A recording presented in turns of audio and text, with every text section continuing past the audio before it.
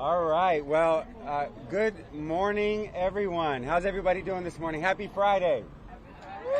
Well, first of all, make some noise if you love restaurants. Make some noise if you love LA's restaurants.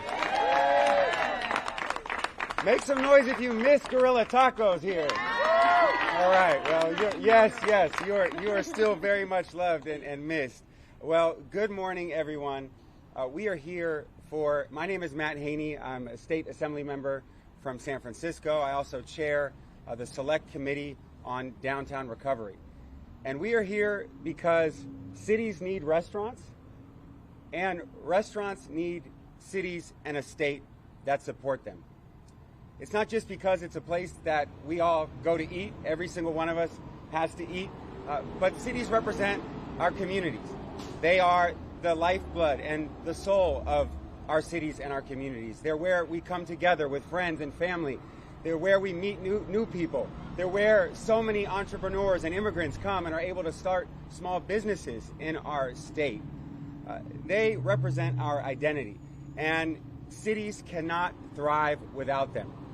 People don't come to work, to live, or to visit cities unless they have good places to eat. And those places should be supported. They should be able to open. They should be able to stay open. And they should be able to thrive, not just here in Los Angeles, but all across our state. Unfortunately, we have a restaurant crisis in California right now, and it's one that we need to talk about more. Nearly 30,000 restaurants closed during the pandemic. That is nearly 1 in 3 of the total restaurants in our state. Many of those restaurants have not been able to come back, and even since the pandemic, we have continued to see thousands and thousands of our beloved restaurants struggle to stay open, and many of them close. We were just talking about some of the LA venues that are iconic, that are irreplaceable, that have recently announced their closure. Kohl's, the Mayan. Again and again, we open up the newspaper, turn on the TV, and see another one of our beloved restaurants closing. Well, there's something we can do about it. There's something that we can do to actually make sure that our laws are there to support restaurants and restaurateurs, to make sure that their workers are able to stay employed there, their customers are able to have that place that is so much a part of who they are and their identity and their community continue to stay open and thrive. Our state, unfortunately, has too often had inflexible and unnecessary and outdated mandates that put burdens on our restaurants, sometimes forcing them to spend tens of thousands of dollars for rules that are outdated and unnecessary, leading them to either have to delay opening, stay opening, close temporarily, or close altogether. That's what we're here to fix. We're here to support the Restaurant Recovery Act, which will provide solutions to make it easier for restaurants to be able to get open, getting rid of these unnecessary permitting, delays, bureaucratic barriers that hurt restaurants, especially the smallest businesses. This is also about protecting and supporting our small businesses, our immigrant-owned businesses, our women-owned businesses. There is already a huge challenge in being able to open a business in our state. And when you have these additional costs and delays and bureaucratic barriers that are unnecessary, it creates an additional disadvantage, a competitive disadvantage for small businesses versus these larger restaurant chains that can absorb some of these costs and delays. You're going to hear today from folks who've dealt with this directly, who've seen what it looks like when the city puts these barriers and delays. It can lead to restaurants, unfortunately, closing, and so many vacant restaurant spaces. We have in this city and across cities all across California a restaurant vacancy rate that is over 20%. If you walk down the street, you see buildings that used to have thriving restaurants where it's an empty building right now. That doesn't help anybody. It doesn't help communities. It doesn't create jobs. It doesn't support safety. We can support our restaurants, and we should do so because supporting our restaurants is supporting our communities and supporting our people. I'm going to introduce someone who has been a huge champion for small businesses here in Los Angeles, who is one of our co-authors of this legislation, who is going to speak about the importance of this bill and our work to support restaurants here in Los Angeles and across the state, Assemblymember Sade El-Hawari.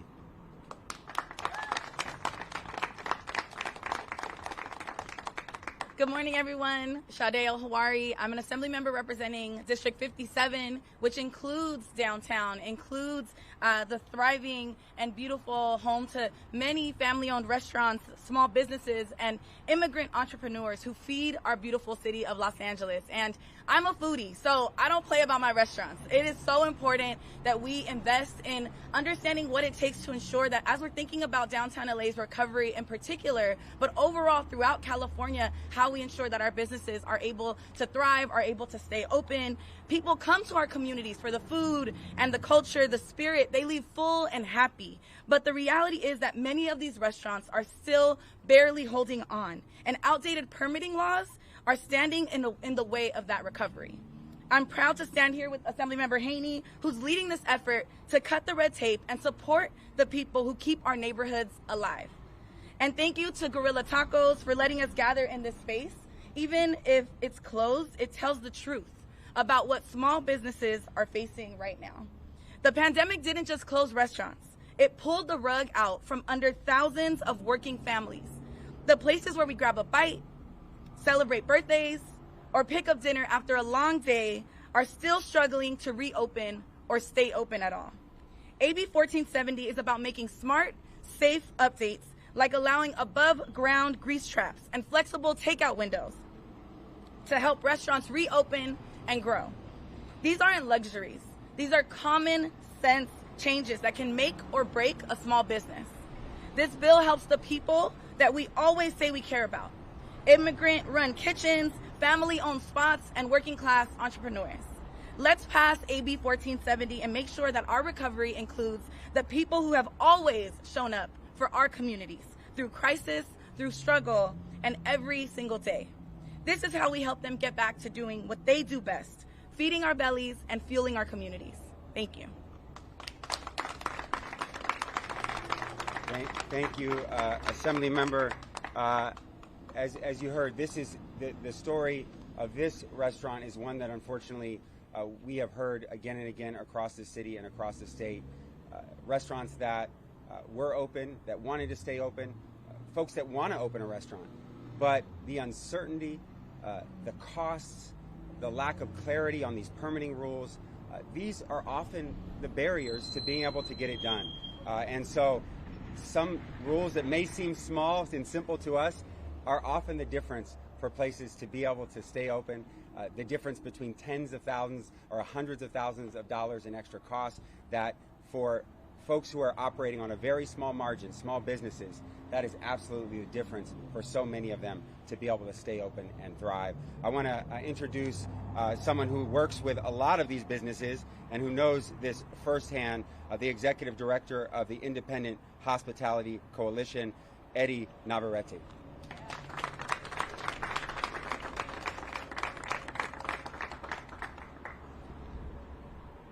Good morning, Californians and Angelinos. My name is Eddie Navarrete. I am the Executive Director at the Independent Hospitality Coalition and also owner of Effie Design and Consulting. Oh, sure. And Nancy, A Apple, V Victor, A Apple, RRETTE, and the Eddie, EDDIE. All right. Also owner of Effie Design and Consulting, born and raised on LA soil. This city is probably one of the most important things in my life. In my business, I have been battling red tape for over 27 years. For an industry that does so much, but for the laws that govern them, they get treated so poorly.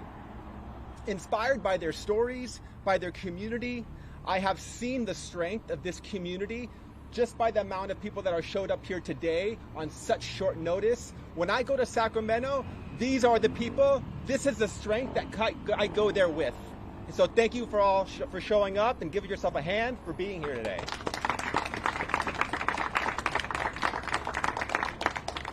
I've seen your brightness, and I've seen what it does for our cities. I've seen the culture that gets upheld, the family lineages, the dreams that they've always had, and the stories that are allowed to continue. And now that we are seeing what happens when they're gone, when they disappear, when the corner is left vacant with no one to clean it, or when the lights no longer can keep you safe when you're walking home at night. It is a privilege to stand with you, Assemblymember Haney, to be a champion for not only our small businesses, but for our downtowns. And it is a privilege to stand with you all, hospitality leaders and community leaders, those of you that have felt the weight on your shoulders of what Los Angeles has been going through, the sadness, the anger, the frustration, the discouragement, the announcement of closure after closure, and here in downtown, Kohl's French dips, and the pantry, institutions. There is a consistent question that people ask me on how we got here, and the answer remains the same, and that is the cost of things. How can we make it easier to build the things that we want to see in our community? How can we make it easier to allow the resilience of restaurants to thrive? How can we get tourists, foreign and domestic, to want to keep visiting our city and our state? There is no one answer, but 4 of them are in AB 1470. Updates to current policy that make you build separate rooms for grease traps in the extremely rare case that your grease trap explodes and you think that you're not going to clean it up.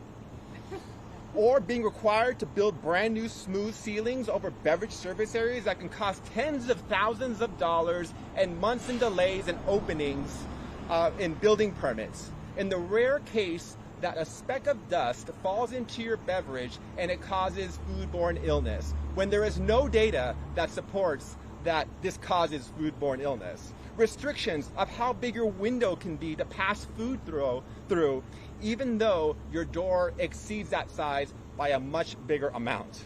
Or not giving our operators clarity on enclosures when they plan for great events, like Alex's lemonade stand that raises millions of dollars to battle cancer for children here in LA. I'm sick of hearing that we can do better. I'm sick of hearing that we need to support small businesses, but we don't. 2025 could be the year that we cut red tape at the source in the state code books. AB 1470 solves a small piece of a much larger problem, but we have to start somewhere. We have to turn back the clock to before the time that we overregulated ourselves. And with that, I just want to thank you again for all being here, and thank you for giving me the floor and the platform, the opportunity to pass such important laws. Thank you. Thank you. Thank you so much, Eddie. You know, sometimes you hear those things and you're like, how can that actually be the rule? How can that actually be a requirement? It defies common sense. Well, unfortunately, sometimes common sense is not that common. Unfortunately, sometimes even in government. And these rules that to all of us seem ridiculous are often the difference between whether these businesses can open, stay open, and be able to thrive. We are here at one of those businesses that has experienced that firsthand, who knows the challenges associated with this sort of red tape and the consequences of it. Before I introduce Brittany, I want to say I'm from San Francisco, but I think there should never be any debate. Los Angeles has the best tacos anywhere, no question about it. And downtown Los Angeles in particular has some of the best tacos in LA. And we are so grateful to our business owners who are here, who have fought with their creativity to create businesses here, employ hundreds of people.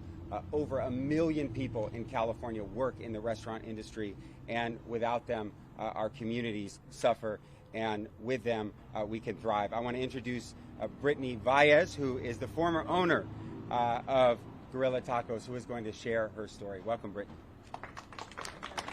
Thank you for having us. Yeah. I keep saying it's a free country. I don't belong here anymore.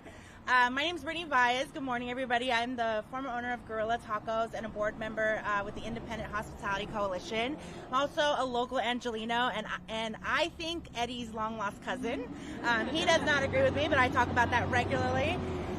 So, Gorilla Tacos, towards the end, I would drive here and think like, wow, like one day I'm not going to come here anymore. And that's crazy to think, because I came here every single day for so many years. Even when we were a food truck, we parked just down the street. And so to not come to the Arts District for so long, and then to show up here today and see almost every building on every business on this block vacant, it's heartbreaking. And I'm really devastated to see. I think AB 1470 might have been tailored for Guerrilla Tacos, because we dealt with every single issue that it is going to save us from. I'll give you a little anecdote of the most prevalent one. We had a coffee shop which had the best breakfast burritos in the world. Thank you. This right down the street, and we had inherited it from the former owner, and we were operating for 2 years when our regular health inspection became a nightmare. They noticed that we didn't have a wipeable surface above our espresso machine that is 20 feet in the sky. So ain't nobody was going to be wiping that anyway. And they immediately shut us down because we did not have this wipeable surface above our espresso machine. And I was a little panicked. I am a taco lady. I do not know how to do this. And so I went to plan check. I said, what do we do? She said, you need to go to building and safety. I'd never been to building and safety anymore. And it was a back and forth depending on who I got at which window. They gave me different advice. And I went to the health department. I said, our local health department, and I said, I'm so confused. I need some help. This is your policy. Can you provide somebody that can offer me guidance? And they said, no, you can hire somebody. And that costs about $8,000, because those that can do it are very professional and very expensive. And so not only were we closed for an undetermined amount of time, we were going to have to do the construction and then potentially pay somebody to navigate the system. So every week my employees would text me asking me if we were going to open that week, and I didn't ever had a clear answer. And ultimately it took us a little bit under 3 months to get reopened. So in those 3 months, all 6 employees couldn't work. I had no idea what was going on. It was extremely stressful. And if AB 1470 had passed then, we would not have had that issue.